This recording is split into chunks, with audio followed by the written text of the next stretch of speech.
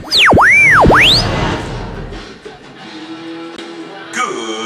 evening, fight fans. This is Chris Guzman with your weekly Thursday night injection of boxing talk, updates, and all-out arguments. This is your Bolo Punch Boxing Hour. Rookie Insurance. It is Thursday night, November the 6th, 2008. We are live from Leg Up Production Studios, Hobart, Indiana. My partner in crime, Abel Sotopopinsky Hekabine on my right, but perhaps on the left side of your screen, because we haven't really figured that out yet. Mo, what is up with you? It's kind of we're looking at two different camera views, and each one we're on opposite sides. I don't understand how that works. Mo's the bald guy, and I'm the handsome one. That's exactly right. But yeah, I'm doing pretty good. Earlier in the week, I was watching regular TV. What was it, last Sunday? And Extreme Home Makeover came on, and everybody on that's involved with the show was calling each other. We were kind of surprised. We used to watch that show, but we decided not to cry on Sunday night, so we quit watching it. That is my cry like a bitch Sunday night show. So we just pretty much quit watching it, and then, I mean, it's a great show. We just haven't been watching it. It is a great show. We just haven't been watching as much as what we have in the past, and happens we all went through it and checked it out this weekend, found out boxing was on, because when we called each other, we all were already watching. I know. I got 4 calls. My mom called. Yeah. Yeah, it was a great Nestor show. called, Abel called, and Gibson called. Yeah, it was a great show. I can't remember what town they're in, but the gentleman's name that ran the gym was Hill. They were in Ohio. Yeah, bottom line, if you're not familiar with that show, that they find people that are not only in dire straits financially with their house, but also are like huge givers to the community at the same time. So if you fill that core necessity there, that it's possible if you send in a video that they will come and not only like fix your house, tear it down and build a new one. They'll tear your house down and you will have a new house.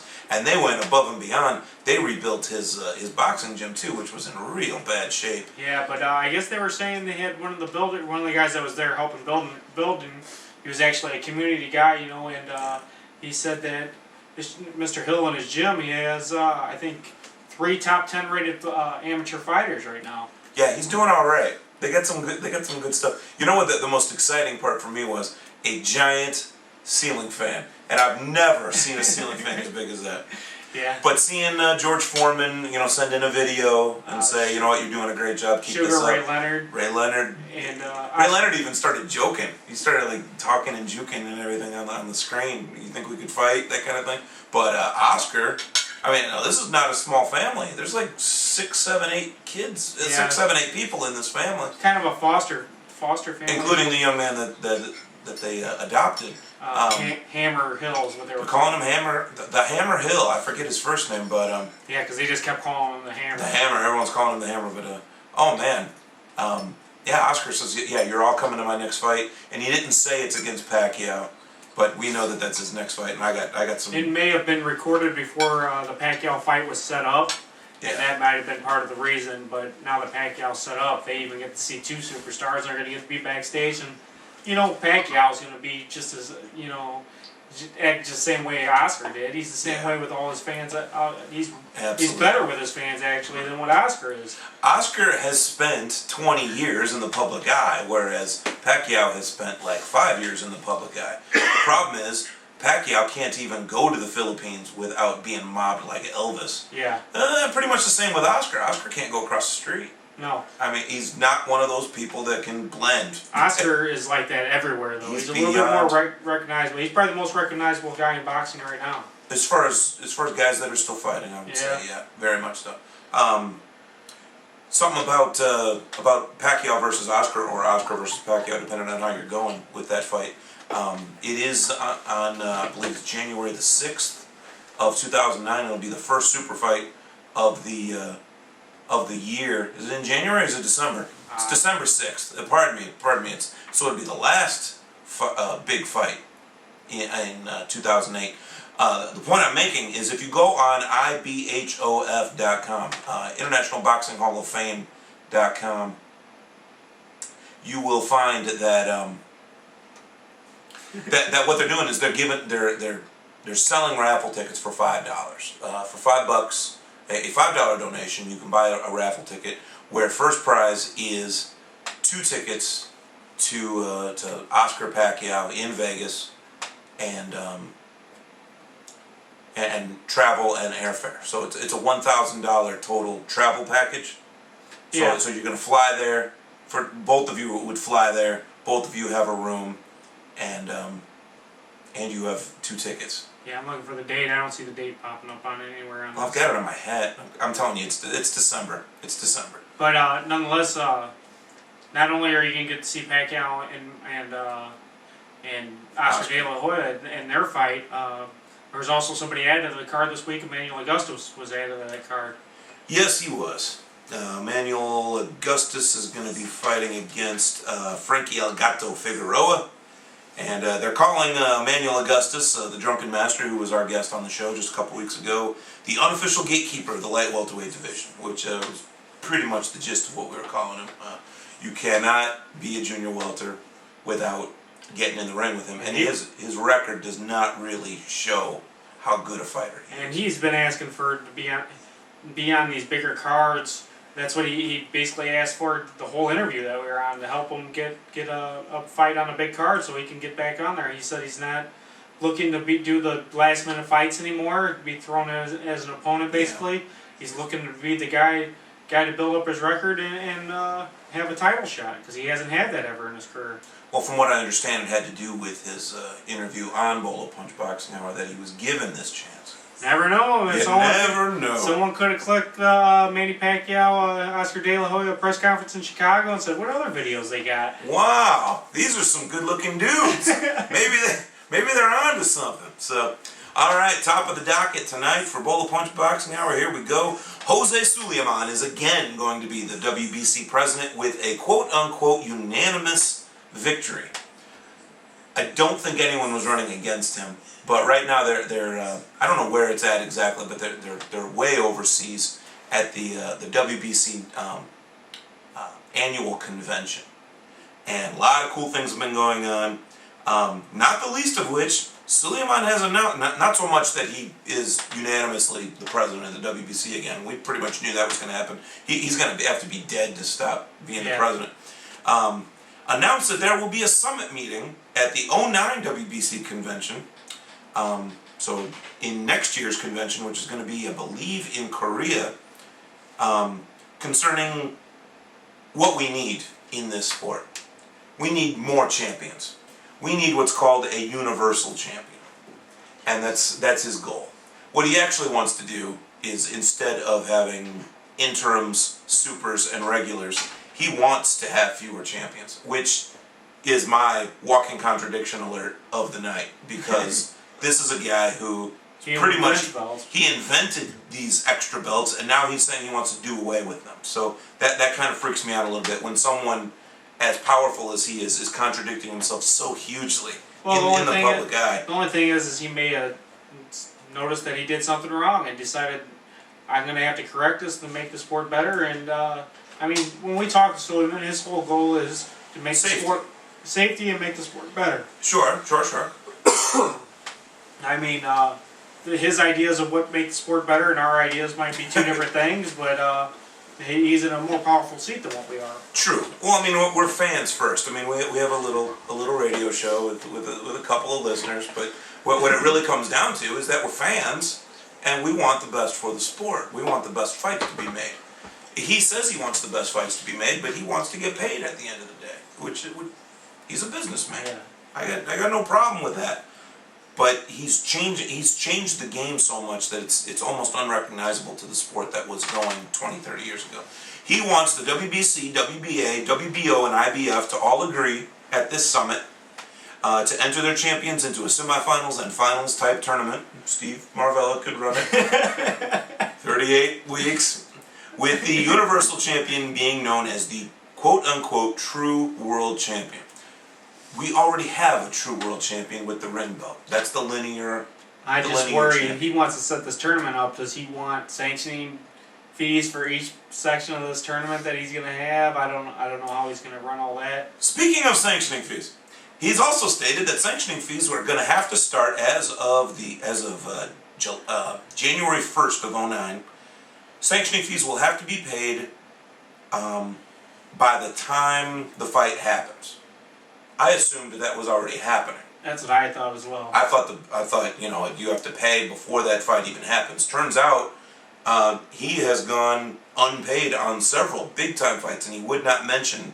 He says there are some very big names though that you would never assume would leave him hanging, who have not paid the sanctioning fees for defending the belts that they already own or belts that they have won.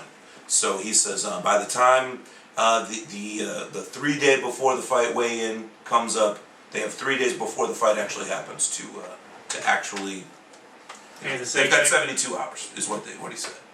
To pay that sanctioning fee, or the fight will be, it won't happen. Or it won't happen as a title fight. It'll have to be postponed if it's going to be a title fight, which is very costly, or it'll just be a non-title bout. And I don't know, if you are busting your ass to train for a belt, you don't want something like a little sanctioning fee, which honestly is a couple $1,000. I mean, it's not. Well, yeah, it depends on. Depends on what the belt is. It's usually $250,000 for the WBC belt. That's what the sanctioning fee is, which can be a hefty fee for some of these fighters because some of them are only making. They bring home $300,000. Nate Campbell was supposed to bring home $300,000 in that fight with Guzman. Yeah, and then Guzman didn't make weight. So. And that's probably after the sanctioning fee is what he would have made, but his sanctioning fee would have been almost as much as what he made. It's rough. It's rough when you're not a millionaire. Yep. When if you're not Manny and Oscar and these guys that can do these things. By the way, speaking of those WBC ratings, Sam Peter moved from number 5 up to number 4 in the WBC heavyweight rankings. After he lost. You know what? Let me get my ass knocked out by Vitaly Klitschko, and I'll be in the top 10 before you know it. Because obviously all you got to do is have Vitaly Klitschko knock you out, and then you move up in the rankings. I don't even understand it. He moves up from 5 to 4. And David Haye moved down from 4 to 5. Somehow Sam Peter took over David Haye's spot. I want to know how David Haye got so high in the first place. Has he even fought at heavy yet? No. He has a fight lined up with, can't even remember who it was. They talked about him possibly fighting Rockman, but Rockman got a fight. Rockman landed on a fight. He's going to be fighting Vladimir Klitschko. I can't remember who the guy. They have a fight lined up for David Haye though. Well, David Haye did nothing wrong. Monty Barrett. That's who. Monty Barrett, yeah. Also, Mike Mallow looks to punctuate the ending of 08 with a win over Jamil Big Time McCline. That fight's going to be happening this weekend as well. There's a lot of fights this weekend going on. We'll be talking about that in a little bit, but. Mike Mallow fighting Jamil McCline. Where's this fight going to be held at? Do you have that for you? It's in Japan or China. It's one of the two. No, it's far. It has nothing to do with the United States in any way at all. No, it's far. It's very, very far. It's very odd. You got 2 U.S. boys. Going over to fight. Yeah. You would think the 2 heavyweights are the 2 of the big names in the U.S. For heavyweights. You would think they're going to be fighting here. They're not even the main event. This is. We'll get to who else is on that card in a little bit, but Hasim Rahman says that Vladimir Klitschko is going to regret putting him in because Alexander Povetkin is unable to make the fight for a couple of different reasons. That fight's going to be in Germany, in Mannheim, Germany, on December 13th. He says he's going to do exactly like he did with Lennox Lewis, and this is something that Tim Patterson can actually jump in on, because when we interviewed Hasim Rahman, he said, and when was that? That was a year and a half ago at this point. Yeah. That was almost 2 years ago. Yeah, that was quite a while ago. And he sat there and said very clearly, I want to fight Vladimir Klitschko. If that's what it means, and if I have to win all these nothing fights to get there, then that's what I'll do. But I have to be a household name again. Yeah, he definitely wanted to be a household name again, that's for sure. He definitely said he wanted to fight Vladimir Klitschko again. He kept bringing up his name throughout the interview. You can go on YouTube and put in Bolo Punch Boxing, or you can pull up that interview that we did. Like I said, that was about a year and a half ago, but he was already talking about Vladimir Klitschko at the time, who was already the heavyweight champion of the world. Macaronelli, Enzo Macaronelli, and Jonathan Banks. Jonathan Banks, good friend of Bolo Punch. We had him on a month and a half ago or so at this point. Their fight got shoved back again. And they still are not explaining why, but it's going to be they're going to be fighting on December the 6th in London for the vacant WBO cruiserweight belt. They're probably setting it up to try to get some kind of TV deal. They might be waiting for Friday Night Fights to start again. I don't know. It could. I don't know I'm if sure Friday Night Fights is going to be in London, but I'm pretty sure some kind of TV deal is what they're working on. about to be the co-feature on the card that features Amir Khan coming back. Both Matt Garnelli and Amir Khan got beat in their last fight, and they're both. Amir Khan got smacked, Yeah. and Enzo Maccarinelli got smacked also by David Haye. Yeah. So they both have a lot of proving to do, but I don't see Maccarinelli getting past Jonathan Banks. I just can't see it. Jonathan Banks is undefeated. He's on his way up. And the level of sparring partner that he is able to work with. I mean, he goes everywhere the Klitschko's go. Yeah, I think that he could pull us out, but Maccarinelli's a dangerous guy. I mean, Undoubtedly. He fought a guy, David Haye, that was pound for pound, he was just making his way onto that what do you call it? That pound for pound list. You know, and I mean, he blew through the cruiserweight division. Maccarinelli was the top guy in that division, and much like Kessler is to Calzaghe. Maccarinelli was top 5. I don't know if I'd call him top. I mean, you still had the Jean-Marc Mormac. I can't remember the other guy's name. There were 2 or 3 guys that were probably ahead of him as far as notoriety. Wayne Braithwaite always, yeah. So anyway, Maccarinelli Banks is going to be December 6th in London. Got to hand it to Vic Darchinyan. You had a really good evening that night, didn't you? Yeah, I put a couple bets. I mean, I bet on a couple safe ones with Chavez and I believe there was somebody else on that card that I bet on as well. Donaire, the guy that beat Darchinyan, and Darchinyan came into this fight as an underdog to Mijares. Christian Mijares. And I just had a feeling that he was going to knock him out, so I bet on the knockout. And Darchinyan usually does knock out his opponents, unless he gets knocked out. He gets caught by a punch by Donaire. What you mean to say is, if he wins, he knocks the guy out. Yeah. He's not winning too many decisions. No. I get what you're saying. Yeah, but I figure that weird stance that he has, that weird style where he kind of just jumps out at the guy and fights from weird angles and stuff, that would work for him against Mijares, and because Mijares is just. He's a conventional boxer. He's very slick. Never lost before. I thought he was. He kind of stepped up there. He got his main ranking because he beat Arce. Yeah. And I don't know. I always had confidence in Darchinyan, and I was very surprised when he lost to Donaire. I couldn't believe it. The way he punches from crazy angles. And he hits so hard for that weight class. What is it, 112 or something? It's left leg. It's my left leg. If you weigh less than my wife. Then you're little. If a man weighs less than my wife, you're a little guy. yes, he's got a tiny little wife. All right, well, this is one of the weirdest statements I've ever read on this show, because for 3 weeks, Nikolai Valuev's team has been saying, "Where the hell did you get the idea that I want to fight Holyfield?" We even reported on this show, 2 weeks ago, that Holyfield's camp is probably the one that put it out, that Valiev rather, was going to go ahead and fight him. It seemed like a marketing thing. It seemed like, let's stir the pot, let's try and get Valiev to fight us, let's piss him off. Let's see if anybody starts talking about this and maybe put some money in the pot. Yeah, it worked. I don't know how the hell it worked, but it worked. Basically, I mean, I could read the entire quote, but basically what Team Valiev is saying is, number 1, we oppose the Holyfield fight. Number 2, in Switzerland, there are age restrictions that make it impossible. There's no way Holyfield would get sanctioned to fight where my fight is going to be in Switzerland. Number 3, we want Galata. That's who Valiev wants to fight. Problem is, Galata is already fighting Ray Austin on November 7th. Yeah, which that fight was just recently signed as well. Yeah. He says, and this is the ending, the big finish. If Galata can't fight 1 month later, because they want to be fighting in late December, December 20th is Valiev's date. If Galata can't fight a month and a half later after the Ray Austin fight, then we'd be open to fight Holyfield, he said.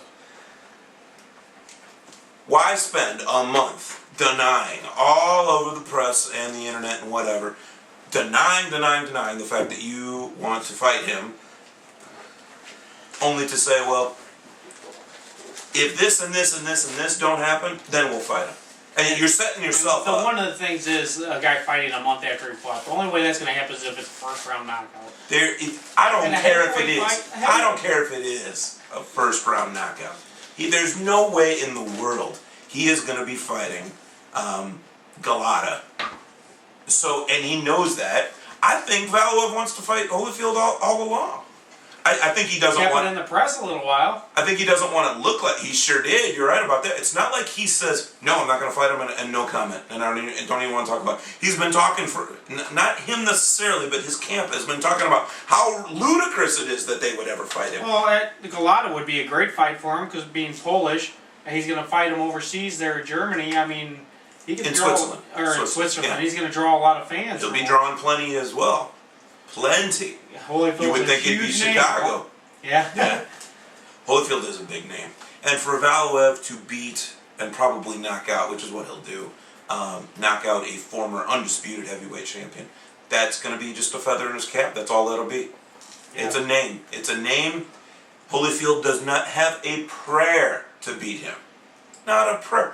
Monty Barrett had a better chance of beating Valuev. The good thing is, I think if Holyfield loses this fight, he probably will retire because he knows he won't get another title shot after this. Why would he go after the Giant? Because He knows he can't fight the Klitschko's. well, he said he's seen something in Valuev a long time ago Yes, he did. that he thinks he could beat him. I saw something in him too, dude. I saw 7'3". That's what I saw. I saw an If not insane. more, if not I saw like 100-inch goddamn reach. I saw some crazy stuff. That's what I saw. Yeah, I saw something in him too. And now for I'm going to bring this this segment back. The Yahoo Answers question of the week. There was a really funny one that came up. It wasn't put on Yahoo Answers in order to be funny, but some of the answers that were put on there were just hysterical. And the question is, if you were in a foxhole during a war, which fighter would you like most to have by your side? Would you want Vladimir Klitschko, Manny Pacquiao, Bernard Hopkins, Antonio Margarito, or Ricky Hatton? Again, Klitschko, Pacquiao, Hopkins, Margarito, or Hatton. And the characters came out of the freaking woodwork. I mean, you look through and you see, okay, answered by 2, okay, answered by 4, answered by 3, answered by like 17 people out of nowhere. They had to get in on this. I wrote an answer too. One guy right off the bat, he says, any man with common sense would pick Vladimir Klitschko from these. All the rest, except maybe Pacquiao, would be useless in a war. Vladimir's from Ukraine, the greatest military special forces in the world, so 100% for Vladimir. Whatever, okay. Number 2, the next guy says, Bernard Hopkins has been to jail, so he knows how to handle business. That's what I was thinking. Klitschko is real tough. But last on the list is Margarito. That would be an awful choice. That's what the guy says.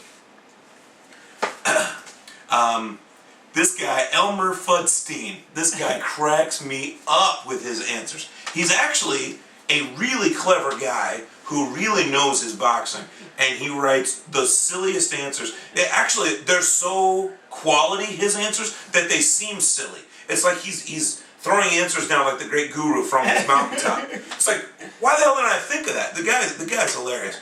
He wrote like one sentence. He wrote, B-Hop, if you want to win a war, you want the biggest asshole on your side. He didn't write some big old dissertation. You want the biggest asshole on your side. Love it, want more of it. And then this last guy writes, well, for one, Vladimir's too big. I'd never fit in the foxhole with him. Next guy's, and then he says, Pacquiao would ensure that I'd have lots of room to get shot. Hopkins would probably give me the best chance of surviving, which is the business he's in. He gave up real boxing a couple years ago. Although to his credit, his public performance was highly impressive. Yeah, and that's one of the fights that he didn't fight just to survive. True.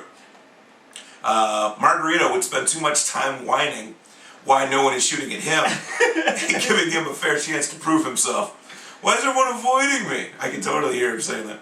And the last one, Hatton Hatton might be interesting, since he'd no doubt bring along a flask. Overall, he says I'd have to say Hopkins because I'd want to live. Having said that, Hatton could stop by any time for a second and drop off that flask. So, some pretty good answers there. The winner of this week, definitely Elmer Fudstein. And I do believe he's going to be listening tonight. If not live, he'll be picking it up on YouTube, which is where A lot of people. 90% of our listeners come from anyway. They don't care about when we go on. Yeah, it's they like care Tebow. TiVo don't spoil them, man. Nobody watches anything live anymore. So it's hard to really announce how many listeners we have. Yeah. Because there's no way to really know. Oh. How many live listeners? Not important. Yeah. How many listeners total? Unmeasurable. You really have no way of really knowing. So, all right, let's go ahead and take our first break of the night. I think we've wasted enough of your time. We're going to talk about we're going to talk about all the fights that got us through the last couple of weeks, and then all the fights that are going to be getting us through the next couple of weeks. Right here on your Thursday night injection of boxing talk, updates, and all out arguments. This is your Bolo Punch Boxing Hour, brought to you by George Rogie Insurance. www.bolopunchboxinghour.com, streaming to you live on Ustream.tv.